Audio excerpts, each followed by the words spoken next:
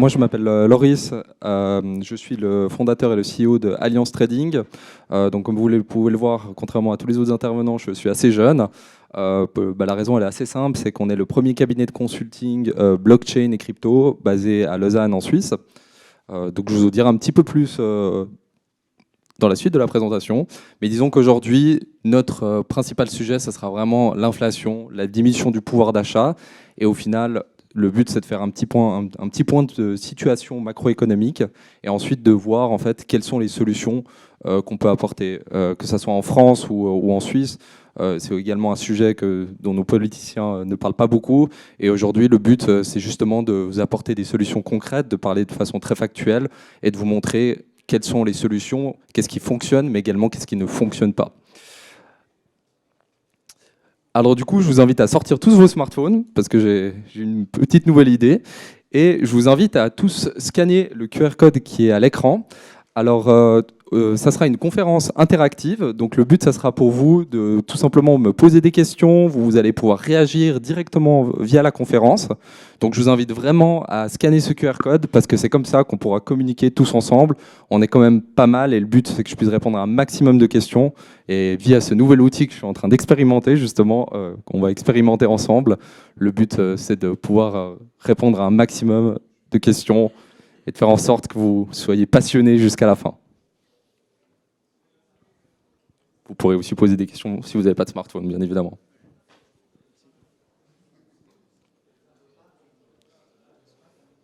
Donc vous pouvez également taper juste ici l'URL menti.com et tout simplement entrer le code 43 57 79 48, enfin 79, excusez-moi.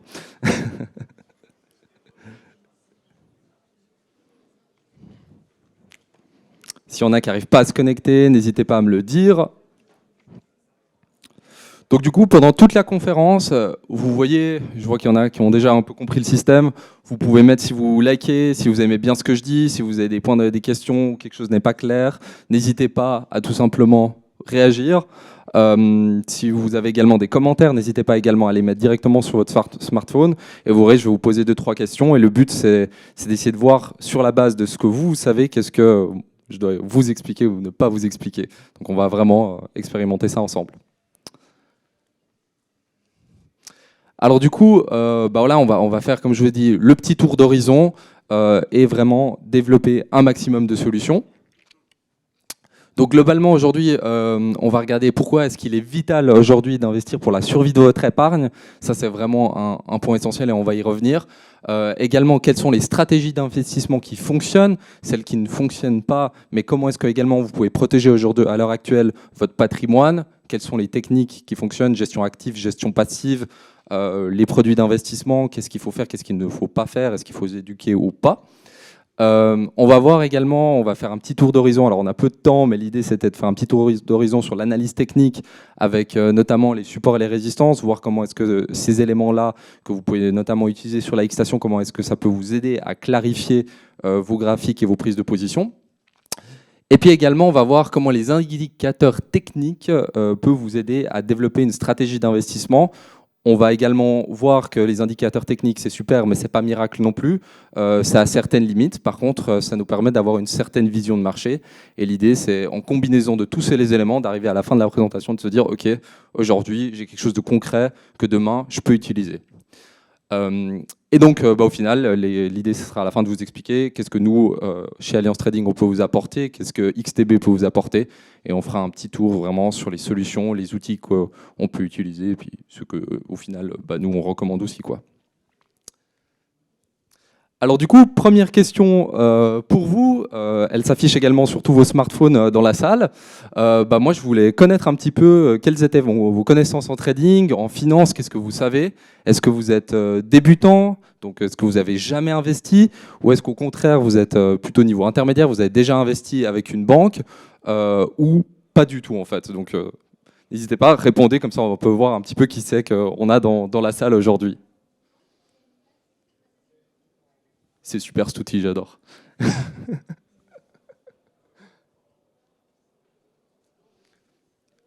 Alors je vois que déjà on a passablement, la plupart d'entre vous, vous avez déjà investi, donc quand même, je vous félicite parce que c'est pas forcément un parcours tout évident. On a également une grande partie qui n'ont jamais investi et je pense du coup dans cette conférence, je vais justement aussi vous amener quelques points de réponse de pourquoi aujourd'hui en fait on n'a plus le choix. Hein. Si on n'investit pas, on meurt et je vais vous le montrer pourquoi. Et du coup, autre petite question que j'avais pour vous, c'est selon vous, vu que la majorité d'entre vous, vous avez justement déjà investi par le passé, donc vous avez souvent investi activement avec la Xstation, avec XTB ou avec un autre broker, peu importe, quelles sont du coup, selon vous, les compétences les plus importantes dans le trading, dans la gestion d'une stratégie? Est-ce que c'est la psychologie? Est-ce que c'est vraiment de maîtriser la plateforme? Est-ce que c'est d'avoir de gros fondamentaux en finance? Qu'est-ce que vous en pensez? Du coup, réagissez directement sur votre smartphone. Je vous laisse y répondre, comme ça on peut voir un petit peu ensemble quel est votre niveau actuel.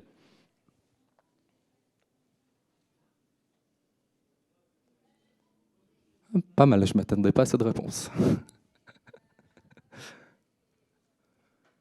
Ah. Est-ce qu'il y a encore quelques réponses?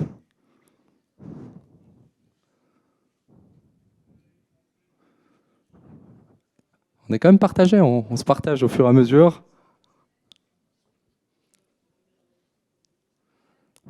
Intéressant. Alors, vous avez presque raison, mais pas tout à fait. La première réponse, c'est clairement la psychologie.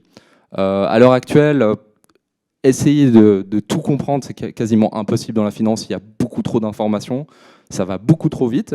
Mais par contre, vous avez mentionné 2 points extrêmement importants. C'est 1, la gestion des risques, et 2, la psychologie. Moi, je mettrais la psychologie presque en dessus de la gestion des risques. Et je vais vous dire pourquoi. Parce qu'au final, la gestion des risques, c'est quelque chose de très factuel. Donc vous dites, voilà, moi, j'achète une action à 100 $. Si ça descend à 90, je coupe, je prends mes pertes. Par contre, si ça monte, je vais prendre mes gains. Mais au final, rien ne vous empêche de râler sur votre Xstation, sur votre plateforme, et de changer ce que vous aviez déjà réfléchi. Donc là, la psychologie, elle est hyper importante parce qu'elle va déterminer si vous êtes gagnant ou si vous êtes perdant. Alors peu importe si vous avez un bon plan de trading ou pas, au final, si vous n'avez pas la bonne psychologie et puis que vous n'êtes pas capable de tenir aux règles que vous avez vous-même posées, vous êtes vous-même imposées, ça ne pourra pas jouer à long terme. Également, bien évidemment, on a énormément, ça c'est le problème de la finance, c'est qu'aujourd'hui il faut avoir beaucoup d'infos, il faut être super bien informé, et la façon dont on est informé, on a une compréhension du monde, ça détermine si on va trouver de bonnes stratégies d'investissement ou pas, si on va trouver les bonnes actions au bon moment et pour la bonne raison. Et après, bien évidemment, c'est un peu bête, l'analyse technique, c'est quelque chose qui, je dois dire, fait beaucoup vendre, mais au final, on verra que l'analyse technique sans psychologie, sans gestion des risques et sans une compréhension approfondie des fondamentaux des marchés, l'analyse technique ne fait pas sens. L'analyse technique, c'est de nouveau ce que je pense, c'est vraiment un complément en fait à une analyse fondamentale générale.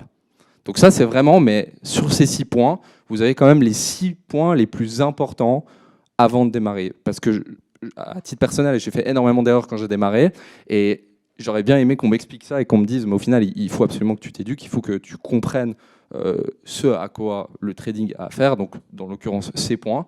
Et c'est seulement si vous avez une compréhension de ces points-là qu'ensuite vous serez capable d'avoir une bonne stratégie d'investissement et de faire donc des investissements rentables. Et donc, petite question pour vous. Je pense que du coup, vous avez tous peut-être expérimenté un appel de marge quand vous gérez mal vos risques ou votre psychologie. Et du coup, comment est-ce que vous réagiriez face à une perte ponctuelle de votre portefeuille d'actions de 70%? Alors, petite anecdote, moi en crypto, je suis à moins 86. Donc, ça fait mal. Donc, comment est-ce que vous réagissez? Personnellement, je vous avoue que je ne suis pas très bien en ce moment. mais sur le marché action, ça peut arriver, clairement, les 70%, ça peut aller très vite. Une action qui décroche, on a Crédit Suisse, et je vais en reparler après, parce que c'est extrêmement grave ce qui est en train de se passer. Mais comment est-ce que vous réagiriez face à ça? Vous tenez le cap ou pas? Ou vous renflouez vos positions. Donc renflouer ses positions, ça veut dire renforcer ses positions. Donc ça veut dire que vous avez déjà investi dans une action, l'action baisse, vous perdez 70% de façon ponctuelle, je le précise, et là vous vous dites ok, je remets un coup pour essayer en fait de moyenner le prix à la baisse. Donc plus le prix moyen est bas. Par contre, bien évidemment, si vous renforcez vos positions, vous prenez un risque supplémentaire aussi. Il faut être sûr de vous. Ou c'est la panique à bord, où vous coupez vos positions et puis vous assumez 70 de pertes. Au moins, c'est pas plus. Je vois que vous avez tous compris que la bonne solution, c'était celle d'en haut. Mais je tenais aussi à voir si vous aviez bien compris ces concepts. Parce que quand vous faites ça, mais en pratique, d'expérience, vous choisissez la panique à bord. Et vous pouvez dire ce que vous voulez, tant que ça ne vous est pas arrivé, croyez-moi, vous ne pouvez pas comprendre. Et il n'y a aucun moyen de gagner en trading, si ce n'est que d'apprendre dans la perte. Et c'est en fait comme ça dans notre vie en général. C'est dans des moments difficiles. C'est pas quand les marchés ils montent au ciel comme en 2020 après le Covid. Là, on imprime de l'argent, c'est parti. Vous achetiez plus ou moins quasi n'importe quoi à part le secteur aérien, vous étiez gagnant. C'est pas dans ces moments-là où on apprend, c'est plutôt dans des moments comme on est en train de vivre actuellement. D'ailleurs, j'ai regardé Bloomberg hier pour être sûr des infos que j'allais vous donner. Crédit Suisse, on est en train de parler d'une faillite de Crédit Suisse, hein, juste pour vous dire, ça vient de sortir hier. Donc, ça implique énormément de choses, mais voilà, ça c'est vraiment un point. Vous devez apprendre, et les 6 points que je vous ai mentionnés avant, ça va vous aider à en fait moins paniquer. Ça veut dire que ça vous donne en fait, ça vous donne vraiment un point central sur lequel vous fixez. Et pour dire, OK, moi, si mon RSI, si mon support il n'est pas percé, alors à ce moment-là, eh ben, tout simplement, tant qu'il n'y a pas ça, je ne panique pas, je garde ma stratégie et je l'écris. Et s'il y a un truc que je peux vous conseiller, vu que je vais parler à un public aussi qui est plutôt initié, écrivez votre plan. Écrivez. Il faut limiter au maximum votre psychologie. On est tous des humains et malheureusement sur les marchés, c'est un truc qui nous fait défaut. En face de nous, on a des robots qui sont paramétrés, qui pensent comme la majorité. Et aujourd'hui, dans le trading, pour gagner, vous devez pas penser comme la majorité. Vous devez penser comme la minorité. C'est dur à dire, mais ça implique beaucoup de choses. Beaucoup. Et donc, pourquoi aujourd'hui est-ce qu'il est vital pour vous d'investir? Alors, il y a également une partie de... Vous étiez 29% à ne pas forcément savoir pourquoi c'était important d'investir. Et je vais revenir justement sur ces concepts d'inflation, de baisse de la valeur. Qu'est-ce que réellement ça implique et qu'est-ce qu'est l'inflation et d'où est-ce qu'elle provient? Est-ce que c'est vraiment une hausse des prix ou est-ce que c'est pas plutôt une baisse de la valeur de la monnaie? On va regarder ça ensemble. Également, une explosion des frais bancaires. Moi, je suis suisse, hein, donc on a une belle industrie florissante bancaire. Et malgré ça, on voit que les frais font que d'augmenter. Et moi, c'est pour ça que j'ai voté pour les banques digitales à titre personnel, les néobanques, que vous utilisez d'ailleurs beaucoup plus en France que nous en Suisse. Nous, en Suisse, on n'utilise pas beaucoup ça, je trouve complètement bête. Mais voilà. Et ensuite, les hausses des impôts. Voilà, ça, je ne vous en parle pas, quoi. C'était compliqué. Et du coup, alors qu'est-ce que l'inflation? Donc là, ici, vous avez un graphique en fait de l'inflation. Donc ça provient de l'INSEE en fait. Donc c'est les IPC, c'est les indices des prix à la consommation. C'est également une information que vous pouvez trouver sur votre Xstation. Hein, donc c'est des rapports qui sortent assez souvent. Et en fait, ici, vous pouvez voir le glissement annuel de l'inflation. Alors ça s'est arrêté plus ou moins en avril 2022 sur ce graphique. Et on voit qu'en fait, on atteint une inflation au détail de 4,7%. Alors ça, c'est un truc que je veux préciser avec vous, c'est que l'inflation, d'où est-ce qu'elle provient? Quand vous avez une augmentation des prix de 4,7%, ça, c'est l'inflation au détail, en fait. Donc ça n'a rien à voir par rapport à l'inflation que vous pouvez avoir sur le produit de base. Je vous prends un exemple, je faisais du marketing, j'avais besoin de flyers, et l'imprimeur m'a dit qu'en fait, les prix venaient d'augmenter de 45%. Typiquement, alors lui, certes, pour lui, il ne peut pas augmenter ses prix de 45%, parce que sinon, moi, je ne lui achète pas ses flyers. Mais par contre, au final, sa marge de bénéfice, elle se réduit. Et donc, ça, c'est un concept hyper important à comprendre pour avoir vraiment une compréhension approfondie de l'inflation. C'est l'inflation au détail et l'inflation globale. L'inflation au détail, c'est celle que vous, autant que consommateur, vous avez. Mais par contre, l'inflation qui est vraiment typée à un secteur, ça, c'est celle que vous verrez si vous êtes entrepreneur, si vous avez votre boîte. Dès que vous êtes dans les matériaux de construction, peu importe, là, c'est une catastrophe ce qui est en train de se passer. Et là, on ne parle pas de 5%. Et de nouveau, là, on est à 5,7%. En Europe, on est à 10%.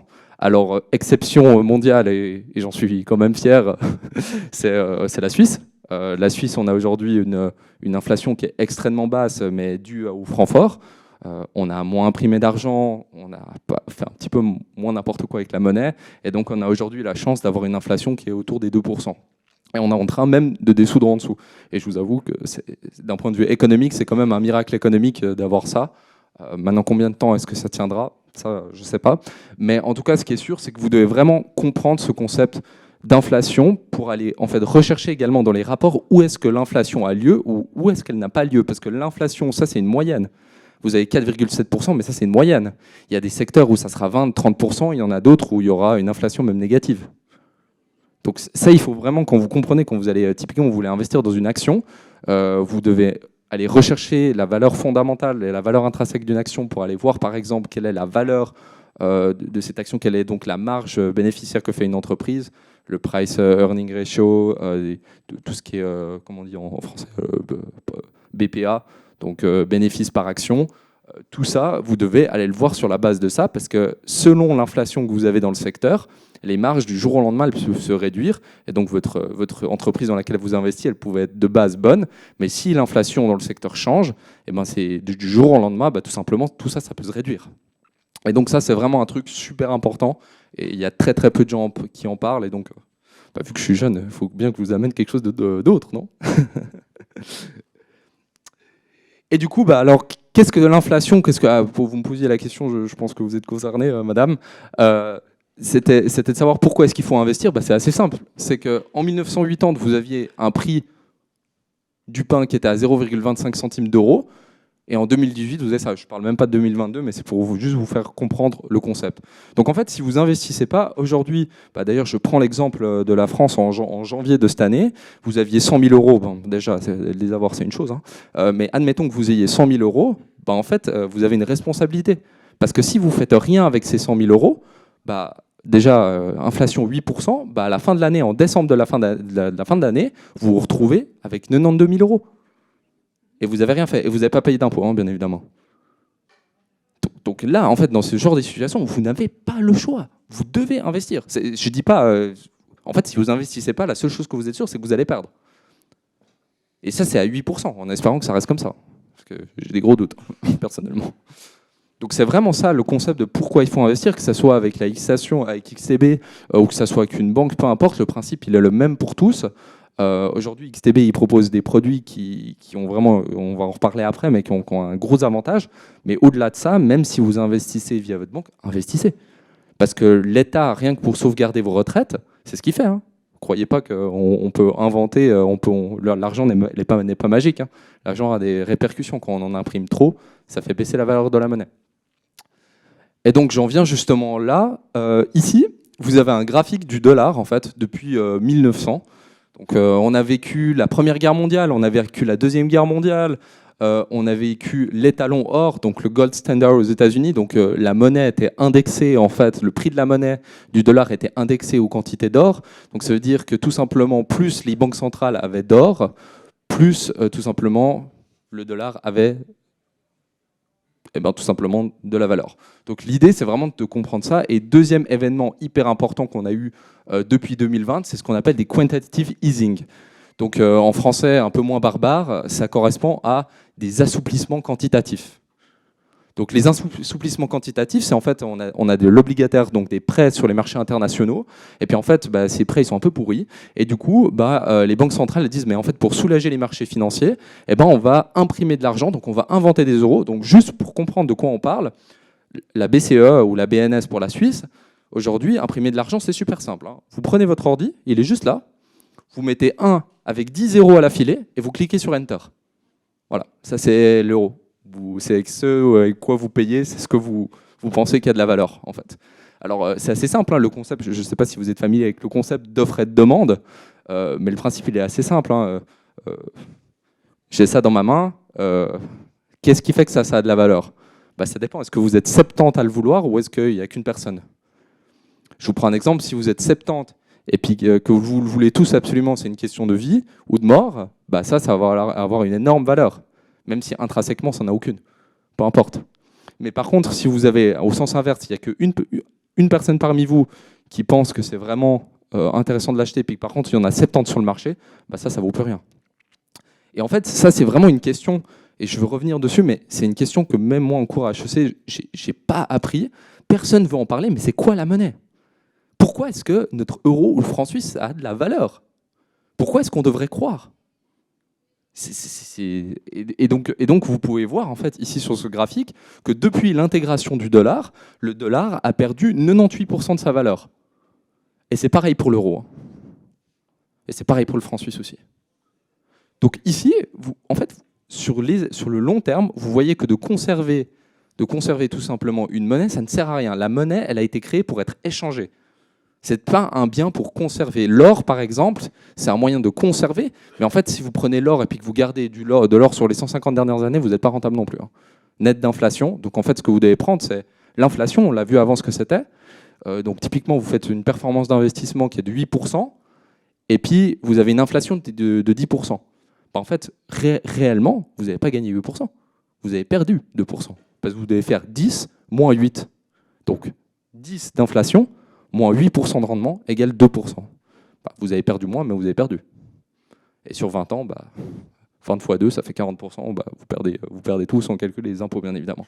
Donc, s'il y a parmi vous des personnes qui n'ont jamais investi, ça, ici, là, vous avez la raison de pourquoi est-ce que vous n'avez plus le choix. Alors, on a tous le choix, c'est de rien faire, mais rien faire aujourd'hui, je vous ai montré par A plus B que c'était en tout cas pas la solution. Et puis, il y a un autre truc qui est super, super important, c'est la masse monétaire. Donc c'est le nombre de dollars, de francs ou d'euros qui sont en circulation dans le système monétaire international. Le dollar, c'est eux qui font la loi. Nous, on se plie.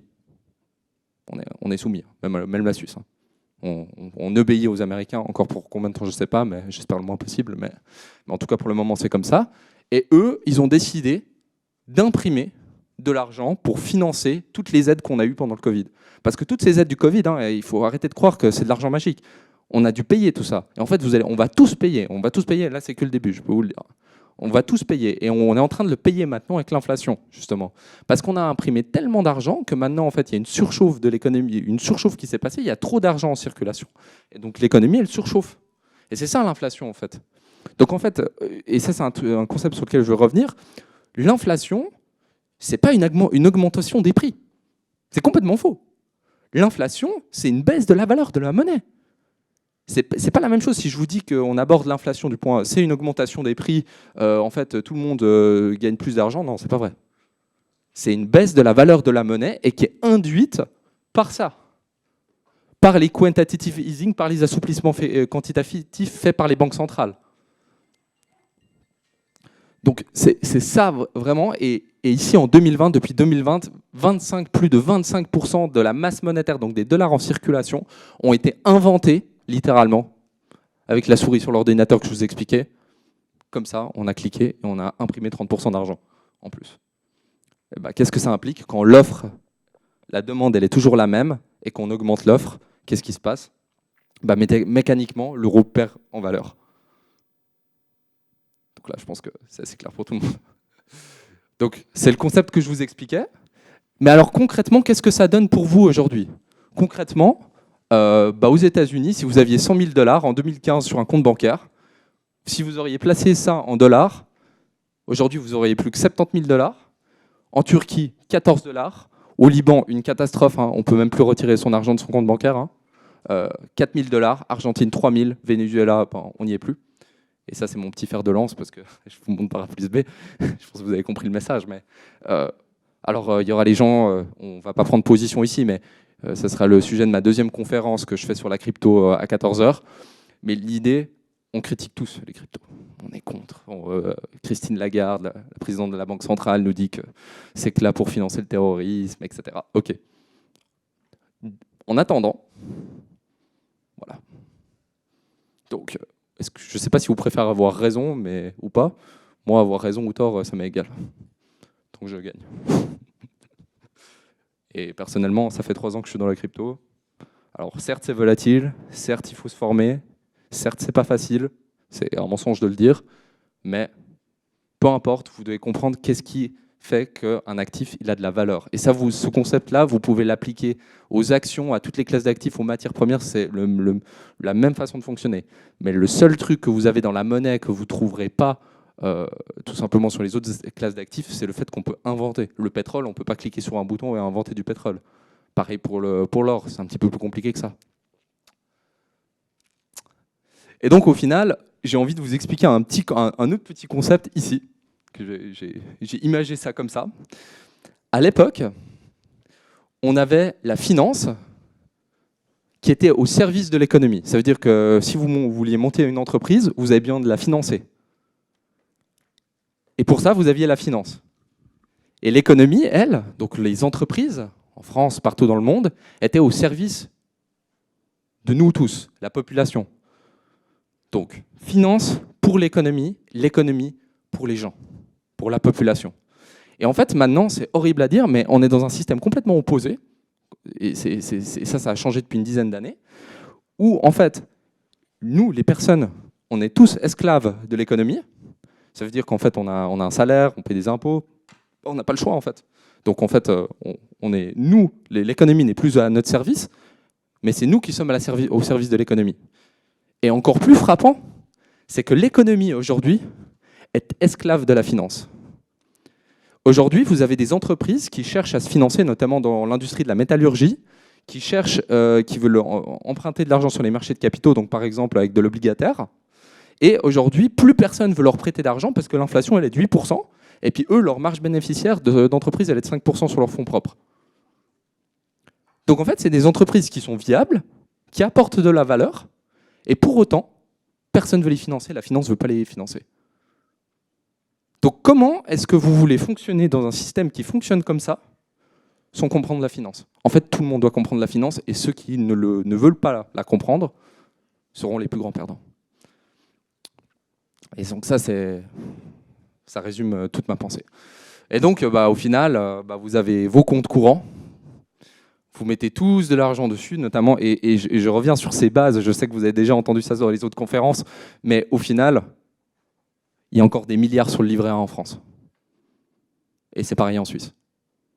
Donc c'est de l'argent on sait qu'on va perdre, mais en fait, il faut arrêter de me dire que tout le monde comprend ça, vu qu'en fait, il y a toujours des milliards en jeu. Si tout le monde avait compris, il n'y aurait pas des milliards sur le livret A. Ce ne serait pas possible. Donc ça veut dire qu'il y a une certaine partie de la population qui aujourd'hui ne comprend pas ce que c'est l'inflation et qu'est-ce que ça implique vraiment. Alors c'est clair que cette année, quand vous perdez 86% sur la crypto, vous vous dites ouais, t'es marrant, mais en attendant, moi j'ai perdu 86%. Ouais, Crédit Suisse, aujourd'hui, on est en train de parler que Crédit Suisse, qui est la deuxième plus grosse banque au monde, une très très grosse banque d'importance systémique, est sur le point de faire faillite. On est en train de parler, alors on n'y est pas encore, et j'espère qu'on ne va jamais y arriver, ça vient de sortir il y a quelques jours sur Bloomberg, mais on est en train de parler de la faillite de Crédit Suisse qui entraînerait la faillite de BNP Paribas. On est en train de parler de ça. Non, mais c'est véridique. Hein. Je vous invite à prendre votre téléphone, vous tapez sur Internet, c'est sur Bloomberg. Hein. Parce qu'en fait, les banques, elles se prêtent toutes de l'argent entre elles. Elles se prêtent toutes de l'argent entre elles. Donc si Crédit Suisse s'effondre, BNP s'effondre. Et qu'est-ce qui va se passer? N'oubliez jamais quelque chose, quand vous mettez de l'argent sur votre compte bancaire, c'est pas votre argent. Hein. C'est la banque qui vous doit cet argent. La banque a une dette envers vous. En cas de faillite, elle a une dette envers vous, mais une dette peut ne pas être honorée. Oui, bien sûr.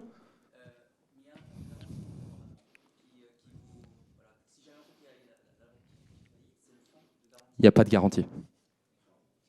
Il n'y a pas de garantie. Oui, il y a 100 000 francs, il y a 100 000 francs en Suisse. En France, je crois que vous êtes à 70 000 euros. Mais c'est combien? Ah, vous avez 100 000 aussi. C'est comme en Suisse alors. Vous avez 100 000 de garantie. Mais vous savez quel est le problème de cette assurance? C'est que si Crédit Suisse fait faillite, BNP fait faillite, la Deutsche Bank fait faillite, et en fait, c'est 2008, hein, donc tout le monde fait faillite en même temps. Donc soit là, l'État vient nous aider, soit il ne nous aide pas. Mais est-ce que vous pensez que est-ce que vous pensez qu'une banque qui est en état de faillite, elle a les moyens de remplir son obligation d'assurance? 100 000 euros pour tous les clients de la banque. C'est dur ce que je vous dis. Là. Bah oui, justement, c'est tout le problème. Bah oui. Bah oui, et là, l'État est obligé d'intervenir. C'est la même chose. En fait, ça dépend les niveaux de crédit. Donc, combien est-ce qu'eux, ils se prêtent de l'argent entre eux? Il faut chercher. C'est pas si facile, c'est vrai. Et j'en viens après sur les solutions, comment aller chercher ces infos, justement. Mais il faut comprendre ça. Et là, ce que je vous dis là, c'est réel, hein. C'est actuel. Hein. C'est là, aujourd'hui, tout de suite. Donc, moi, j'espère pas pour nous. Hein. Parce que moi, j'ai beaucoup de clients qui ont des comptes au Crédit Suisse. Je pense que vous êtes beaucoup chez vous à la BNP. Je vous laisse imaginer le cataclysme financier. Crise énergétique, cataclysme financier en plus. C'est pas pour vous faire peur, mais voilà quoi. Je sais pas. Moi, je vous expose juste les faits. Vous en pensez ce que vous voulez. Moi, je vous expose juste les faits. Il n'y a pas de date. J'espère qu'elle ne reviendra jamais, mais malheureusement, on nous a montré que tous les 25 ans, il y a une crise. Et puis les cycles économiques s'accélèrent de plus en plus. Donc on a tendance à avoir des crises, des mini-crises. Alors par exemple 2020, ça a été une petite crise. Ça n'a pas été une crise du système financier, heureusement, mais on a quand même décroché. Moi j'étais sur le Nasdaq, on a décroché de 10% en un jour. Hein. Enfin, je ne sais pas si vous étiez sur la excitation, mais quand vous êtes en effet de levier de 30 ou de 20 sur, je crois, 20 sur XTB, 20 sur les indices, 10%, 200%, vous êtes en appel de marge. Hein. J'espère que vous avez mis les stops. Hein. Et donc au final, moi ce que je vais vous expliquer, c'est d'en revenir au sujet du moment. C'est un sujet qui est hyper actuel aussi en Suisse. On a eu une dernière votation sur le financement des retraites. Et c'est de vous expliquer qu'en fait les retraites, elles sont pas miracles. Hein. Donc vous voyez, moi je suis jeune, alors on a des personnes un petit peu de tout âge, mais pour ma génération à moi, croire en la retraite, c'est utopique. Hein. C'est utopique. Pourquoi? Parce que en fait, ici vous avez une pyramide des âges. Vous voyez la pyramide des âges en 1900, en 1950 et en 2020. Et on n'a pas les projections pour 2050. Mais bien évidemment, ce qu'il faut comprendre, c'est qu'en fait, la population vieillit de plus en plus, surtout en Europe. Elle vieillit de plus en plus. Et donc, on va se retrouver à un certain stade où en fait, les personnes actives qui travaillent ne seront plus capables de payer pour les personnes qui sont tout simplement à la retraite. Alors là, j'en viens sur le concept de retraite par redistribution vs retraite par capitalisation. La retraite par redistribution, c'est ce qu'on a en France et en Suisse et dans les pays qui ont, entre guillemets, les moyens. Ça veut dire que c'est un système qui a été introduit après la Deuxième Guerre mondiale, après le baby-boom, où en fait, vous aviez 4 personnes, 5 personnes actives qui payaient pour une personne à la retraite. Et donc, ce système-là fonctionne. Mais quand vous avez la pyramide des âges qui change, donc vous voyez 1900, quand on arrive sur ce système-là, en fait, il y a de plus en plus de gens qui sont ici, et puis les personnes qui doivent, elles, cotiser, il y en a de moins en moins. Et donc, en fait, le ratio, il est environ à 1,3. Aujourd'hui, on est, je crois, à 1,5. Et donc, ce que je suis en train de vous montrer, c'est que peu importe le pays dans lequel vous vivez, que ce soit la France ou que ce soit la Suisse, qui a par exemple beaucoup plus de moyens, une meilleure gestion financière de son pays, et peu importe, en fait, c'est la structure même du financement des retraites qui en fait ne peut pas fonctionner à terme. Et donc, véridique, la TVA en Suisse est de 7,7%, elle vient d'être votée par la population pour monter à 8,1%, et les 0,4%, ça sera pour financer les retraites. Donc en fait, on est en train de prendre une taxe, un impôt sur un truc qui n'a rien à voir avec les retraites. Pourquoi? Parce qu'en fait, le système ici, il est mis en péril. Et donc j'en reviens au sujet du jour, qui est en fait la retraite par capitalisation. La retraite par capitalisation, c'est le fait de dire, en fait, moi je compte sur personne, mais par contre, c'est à moi de faire le nécessaire pour avoir une retraite. C'est ce que je fais moi, par exemple. Vie au crypto, peu importe, on va revenir sur les solutions après. Mais vous avez donc la retraite par capitalisation dans laquelle XTB peut vous aider via de la gestion passive, la gestion active, on va y revenir après. Mais peu importe, vous devez arrêter de compter sur quelqu'un. Vous voyez bien que les choses, elles ne changent pas. À titre personnel aussi. Donc c'est soit vous agissez, retraite par capitalisation pour vos vieux jours, je prends l'exemple de ce cas-là parce que ça parle à tout le monde, mais pour changer de vie, pour s'acheter une nouvelle maison, pour avoir, mettre tout simplement sa famille en sécurité, peu importe. C'est ça qui est important. Et aujourd'hui, il n'y a pas 50 solutions, il n'y en a qu'une, et je vous ai montré avant, c'est les marchés financiers. Parce que les marchés financiers, au moins, alors ils ont plein de défauts, mais les marchés financiers, ils ont un avantage, c'est qu'ils sont soutenus par les États. Et ça, c'est un point super important. Et donc, quelles sont les stratégies d'investissement qui fonctionnent pour protéger votre patrimoine. Qu'est-ce que concrètement, je vous ai fait un peu peur là, je pense que là, vous n'avez plus envie de m'écouter bientôt. Mais quelles sont aujourd'hui les solutions? Alors vous avez deux façons d'investir. Vous avez la première, c'est la gestion active, et la deuxième, c'est la gestion passive. Alors, c'est quoi la différence? C'est quoi les avantages et les inconvénients des deux fonctions? Le gros problème de la gestion active, c'est que vous allez, et madame m'a posé la question avant sur l'information, vous allez devoir être super informé. Si vous n'êtes pas super bien informé, ici, vous n'avez aucune chance. Donc, soit vous payez quelqu'un pour avoir les informations, soit vous vous éduquez pour être capable d'aller chercher vous-même l'information. Peu importe, c'est ce qu'on appelle aujourd'hui un hedge fund dans la finance, ça s'appelle un fonds spéculatif. Ça veut dire qu'aujourd'hui, les banques, même elles, ne gèrent pas leur argent. Vous avez 59% de cette salle, vous avez déjà fait quelque chose que même votre banquier ne sait pas faire. C'est la gestion active. Ils ne savent pas faire ça. Ça, par contre, ils savent faire. Ça, votre banque, elle sait faire. Peu importe, vous choisissez lequel, je vais vous montrer les avantages et les inconvénients. La gestion passive, ce qui est bien, c'est qu'en fait, c'est le principe d'investir dans des fonds. Donc, qu'est-ce qu'un fonds d'investissement? Un fonds d'investissement, c'est un paquet d'argent, en fait. C'est un paquet d'entreprises dans lequel tout le monde, en fait, va mettre son argent. Donc, typiquement, je vous prends un exemple.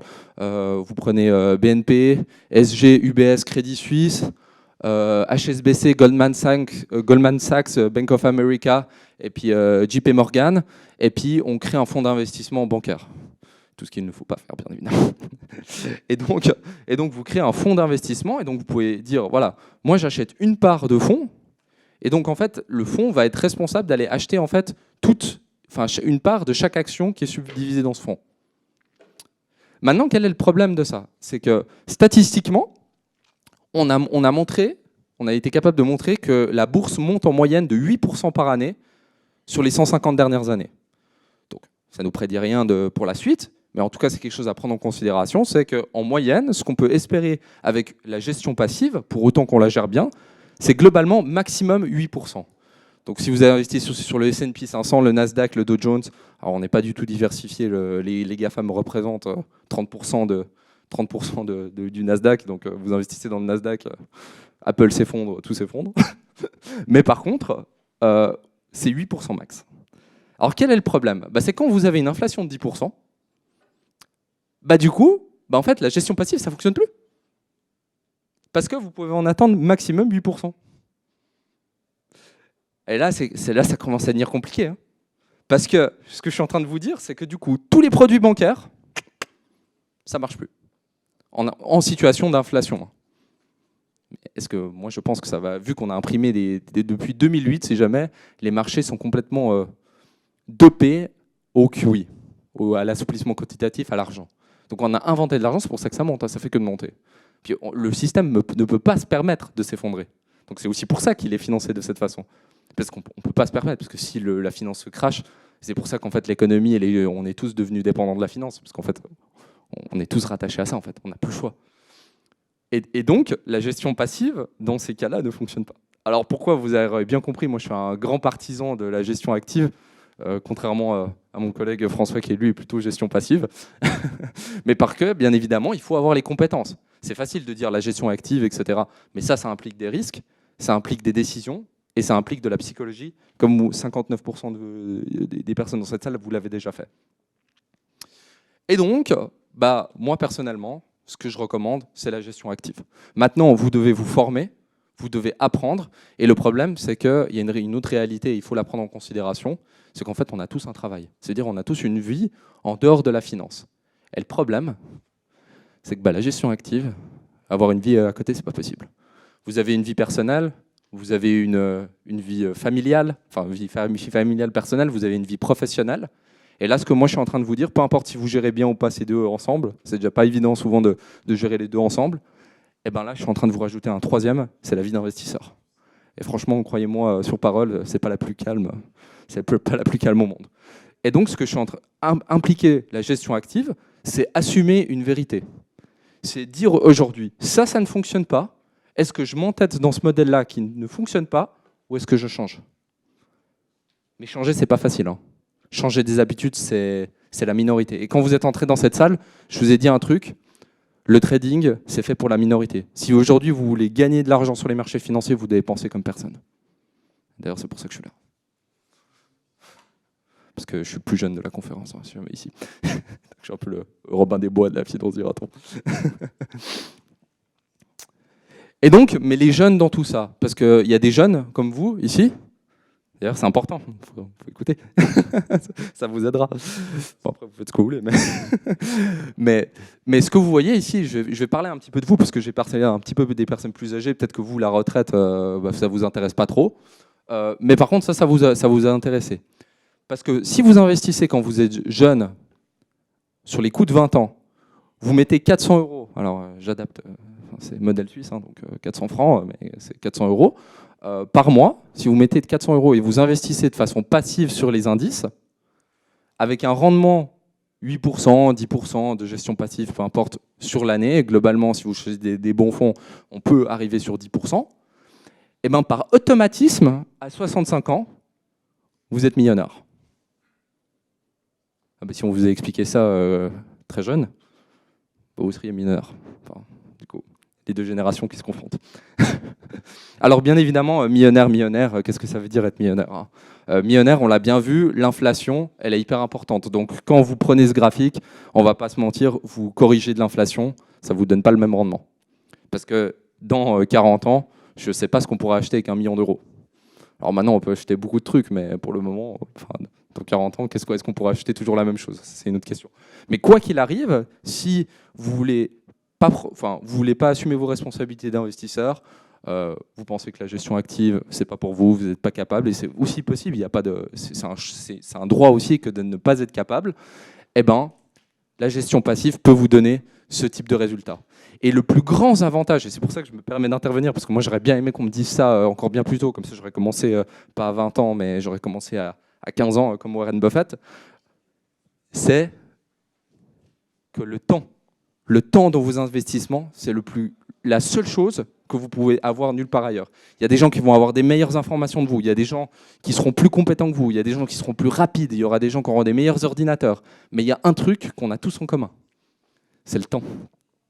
Ça s'appelle, en finance, ça s'appelle un hedge. Il y en a qui font des HEC ou je sais pas, des études. Ça s'appelle un hedge. Donc, c'est-à-dire, en fait, c'est un avantage comparatif. C'est ça qu'on cherche en finance, en fait, c'est un avantage comparatif.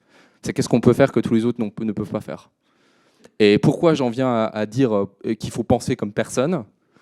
C'est parce que justement, si vous pensez comme personne, vous allez trouver un avantage comparatif. Je ne parlerai pas bien évidemment des médias ici. J'ai un avis, mais je vous laisserai faire votre propre avis. Et donc, quand on recherche de l'information, vous me posiez la question, madame, où est-ce qu'on peut trouver l'information? On a des journaux spécialisés, on a Bloomberg, Reuters, vous avez également énormément d'informations que vous trouvez sur le net. Maintenant, qu'est-ce qui est difficile aujourd'hui, à l'heure actuelle? C'est en fait de vraiment être capable d'analyser toutes ces informations. Ça, c'est dur et surtout, c'est chronophage. Et mettre en pratique. Bien évidemment, on part du principe que vous savez parfaitement comment analyser ça.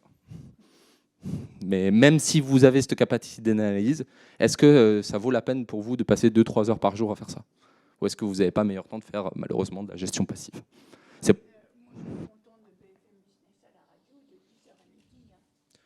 Si vous écoutez BFM, je ne suis pas sûr que vous soyez très rentable. Vous savez, quand une nouvelle sort sur BFM, dites-vous que nous, on est déjà au courant depuis 2 mois. C'est comme Crédit Suisse, regardez, Crédit Suisse, on en parle aujourd'hui, ça vous allez voir. Mais vous vous rendez compte que ça fait 3-4 ans que le Crédit Suisse fait des scandales. Un par un, le CEO a changé il y a 6 mois. Je ne juge pas. Mais BFM, pour le trading ça va vite. Il faut être plus au courant que ça. Bien sûr.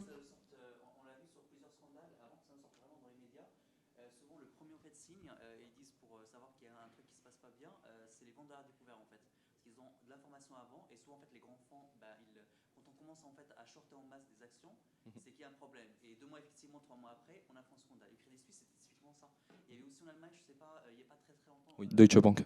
Voilà, c'est exactement la même chose.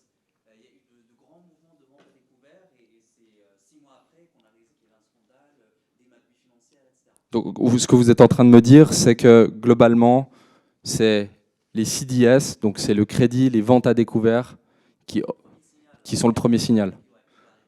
Effectivement, alors effectivement, ça c'est quelque chose qu'on peut voir, ça s'appelle le trading sur options. Donc c'est de prendre des options en fait, des options à la baisse ou à la hausse, ça s'appelle les calls et les puts. Et en fait, si vous faites un ratio entre les calls et les puts, vous pouvez voir à quel point est-ce que les investisseurs, les marchés sont paniqués.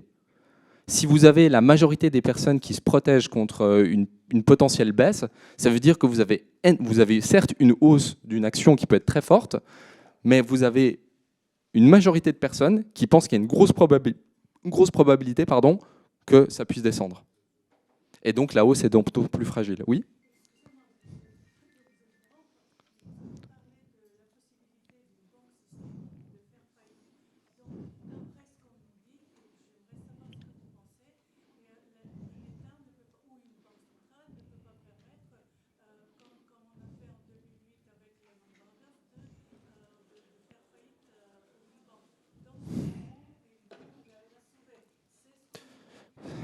C'est ce qu'ils disent.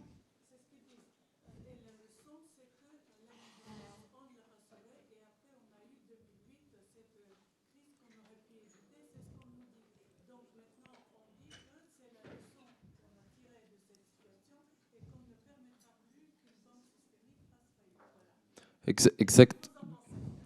Alors, je suis censé normalement répéter la question. Est-ce que vous arrivez à me dire ça en une question, peut-être pour la caméra, pour que les gens sur YouTube ils entendent? Je vais essayer de... Donc, Madame, pour les personnes qui nous regardent sur YouTube, Madame pose la question en 2008, est-ce que la crise qu'on a eue avec Lehman Brothers, où l'État en fait est venu sauver, en fait, alors elle n'a pas réussi à sauver Lehman Brothers, qui était donc une banque qui a fait faillite en 2008. Est-ce que aujourd'hui, à l'heure actuelle, est-ce que est-ce que l'État sera toujours là pour sauver les banques d'importance systémique? D'importance systémique, oui, oui. Alors les banques qui sont too big to fail, hein. C'est en anglais c'est comme ça, donc trop grosses pour tomber. Alors je vous donne le cas de la Suisse.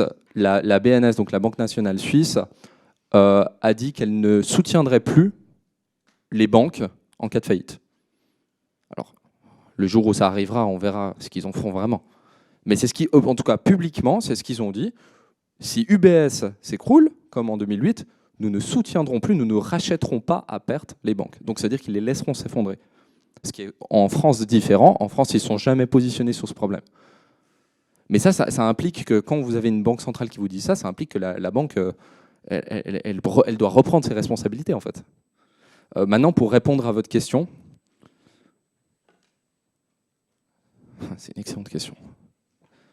Sincèrement, en fait, c'est extrêmement problématique parce que d'un côté, si vous les sauvez tout le temps, en fait, les banques, elles croient qu'elles peuvent faire n'importe quoi, puis en fait, elles font que de gagner, puis quand elles perdent, en fait, c'est pas elles qui perdent. Donc, si vous faites que de racheter les banques, en fait, ça sera à chaque fois le même problème, et puis en fait, on aura zéro stabilité financière dans le futur et zéro stabilisation du système. Et d'un autre côté, les dégâts sur le moment, ils sont catastrophiques. Donc, moi, d'un point de vue, moi, je suis néoclassique, donc très libéral. Moi, je vous dirais qu'il faut les laisser s'effondrer. Ça fait mal à tout le monde, mais ça fait tellement mal, et ça fait tellement mal une fois, que dans le futur, on ne se repermettra jamais de faire l'erreur. Alors, on a fait l'erreur en 2008, on est en train de parler de Crédit Suisse qui est en train de refaire la même erreur. Donc, le problème, c'est que les personnes oublient très vite. On oublie très vite d'où on vient. Et ça, c'est un truc, et je revenais sur BFM. Aujourd'hui, vous voyez quelque chose, mais le problème dans les médias, c'est le bruit. Ne tombez pas dans le bruit. Dans l'amas, en fait, on surcharge, vous êtes tout le temps sur BFM, on vous surcharge, vous n'êtes plus capable de déconnecter de BFM, quoi. Mais en fait, quand vous voulez investir en bourse, avec XTB ou pas, vous devez sortir de ce bruit-là et prendre un petit peu de recul et vous dire, mais en fait, qu'est-ce qui est important ? Et le seul gars qui avait vu la crise de 2008, qui avait compris les CDS, donc c'était Credit Debt Swap, et MBS, Mortgage Backed Securities. Et le seul gars qui avait compris comment est-ce que la titrisation était faite, c'était quelqu'un qui avait pris du recul, qui avait écouté personne, et il a commencé à calculer dans sa chambre. Il s'est dit, mais non, c'est pas possible. Je suis en train de parler de la fin du monde.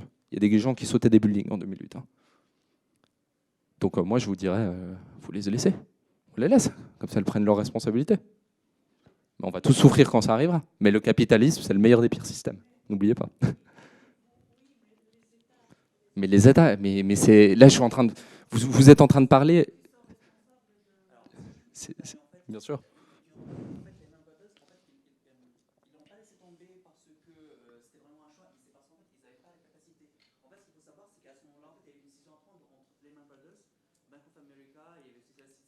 On ne peut pas sauver tout le monde.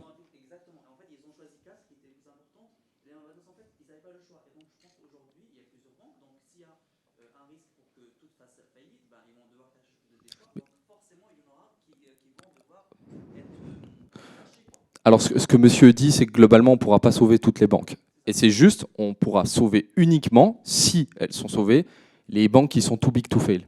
Donc, qui sont ce qu'on appelle d'importance systémique. Alors, qu'est-ce que ça veut dire pour ce terme un peu barbare? L'importance systémique, ça veut dire qu'une banque, si elle s'effondre, du fait qu'elle prête de l'argent à toutes les autres banques, donc Crédit Suisse prête de l'argent à la BNP, etc., à toutes les banques du monde, si une banque s'effondre, une banque d'importance systémique va avoir tendance à mettre en péril tout le système financier international. Donc, c'est clair. Et là, de nouveau, on est en train de parler d'une révolte. On est en train de parler de la guerre civile. Parce qu'on est en train de dire que demain, vous ne retirez plus rien dans vos comptes bancaires. Vous n'avez plus d'argent. Et d'un autre côté, je viens de vous montrer que si vous gardez tout en cash, bah, vous ne pouvez pas non plus. Puis dans l'ère du digital, dans 10 ans, on ne pourra plus rien payer en cash de toute façon. Donc c'est pas évident comme question. Hein. Moi, j'amène juste à la réflexion. J'amène à la réflexion pour vous mettre. D'ailleurs, je suis content, je vois que j'arrive à capter l'attention. Mais c'est clair, c'est des questions qui sont du moment et qui sont vitales pour la survie de notre épargne.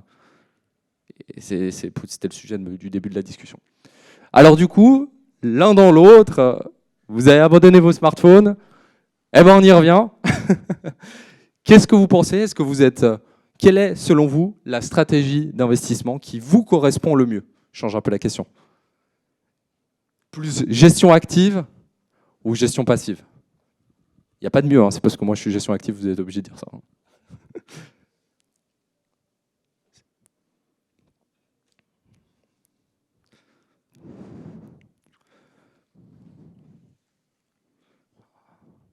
Encore quelques questions? Enfin, encore quelques réponses, pardon?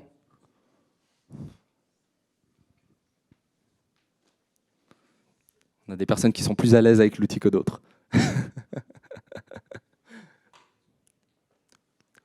je suis content. Sincèrement, je suis content parce que c'était le but de cette conférence, c'est que vous sortiez de là dans 15-20 minutes. Je ne sais pas d'ailleurs où j'en suis dans le chrono. J'ai arrêté de regarder. Mais ouais, c'est court. Mais en tout cas, ce qui est sûr, c'est que bien évidemment, les gestions actives. Donc, je vais accélérer un coup. Les deux, ça peut se compléter, effectivement. Les deux, ça peut se compléter. Alors, quels sont les supports et les résistances? Alors, de base, il me reste 5 minutes. On n'est même pas à la moitié. Hein, donc, j'aimerais bien vous expliquer énormément de choses. Et d'ailleurs, je vous invite à revenir à ma conférence que je fais à 14h sur la crypto. Mais globalement, ce que je voulais vous expliquer, pour aller très très vite, sans parler de comment on utilise les outils, support et résistance, c'est en fait pour déterminer des zones de tension acheteuse-vendeuse. Analyse technique, je veux juste vous expliquer, parce que c'est ça le plus important qui me reste en 2 minutes.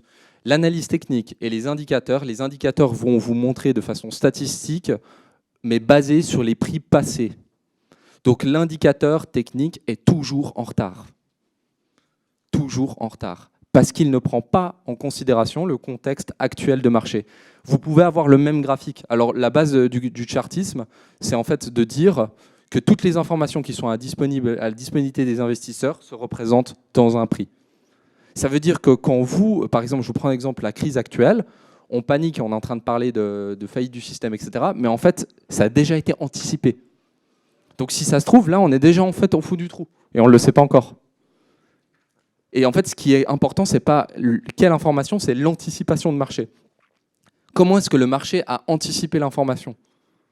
S'il ne l'a pas anticipé, c'est pour ça que je vous dis, vous devez penser comme la minorité. Et aujourd'hui, investir dans la crypto, mais de la bonne façon, c'est penser comme la minorité. Même si ça commence à devenir populaire, mais il y a très peu de gens qui maîtrisent le sujet. Donc voilà, ça c'est le problème du chartisme. Et c'est la limite du chartisme. Alors bien évidemment que ça va vous aider beaucoup. Mais moi, je suis quand même un partisan malgré tout du fondamental. Et vous avez des pros d'analyse technique qui vous disent que, justement sur la base d'efficience des marchés, qu'en fait l'analyse technique, et c'est tout. Moi, perso, j'y crois pas. J'y crois pas. Par contre, analyse technique, combinaison d'indicateurs, vous prenez support et résistance, vous avez votre RSI, donc pour ceux qui savent, Relative Strength Index, vous regardez, vous êtes dans une zone de survente, vous arrivez sur un support en plus, et en plus, les fondamentaux de l'entreprise, les anticipations, elles ne sont pas grandes et les résultats risquent d'être hauts.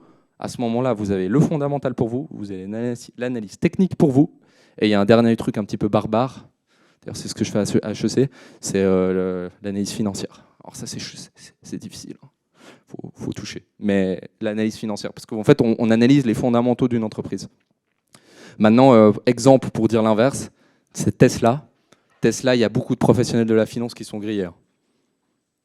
Parce que Tesla, tout le monde croyait le BPA, donc le bénéfice par action, était tellement élevé, on payait 500, 600 fois les bénéfices, et pourtant ça fait que de monter.